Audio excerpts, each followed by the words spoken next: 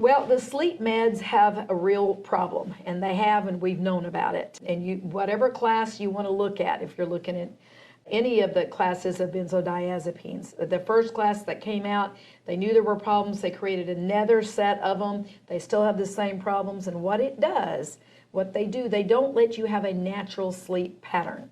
First of all, it gets you to sleep, but your body's not able to go into these different sleep patterns that it should for all the benefits it needs.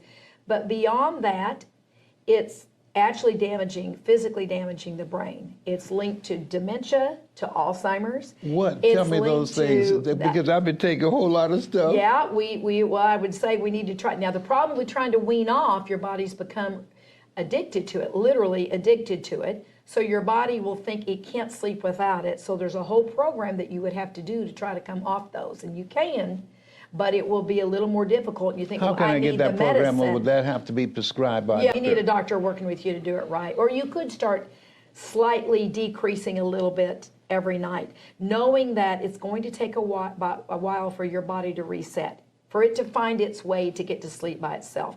Right now, it's been fooled into thinking that it needs that when it doesn't. So it's like any drug that you're addicted to, it takes a while to wean off. And it's hard to come off of it, but we could, and we should, because they're not good for the brain. Dr. Daniel Amen at his clinics has done SPECT scans showing, documenting the damage to the brain itself, long-term and possibly permanent. So the sleep meds are not, they were only made for short term. You had a death in the family or something, you had to get on a plane, you need to sleep for a night or two. That's it. They were not meant to be taken long term the way that they are. And they're causing all kinds of other things, like there's problems that people are driving at night, they'll drive at night and not even remember. It's a type of amnesia. They have sex. They have all kinds of things that you would think that you would have to remember, and they're not remembering them.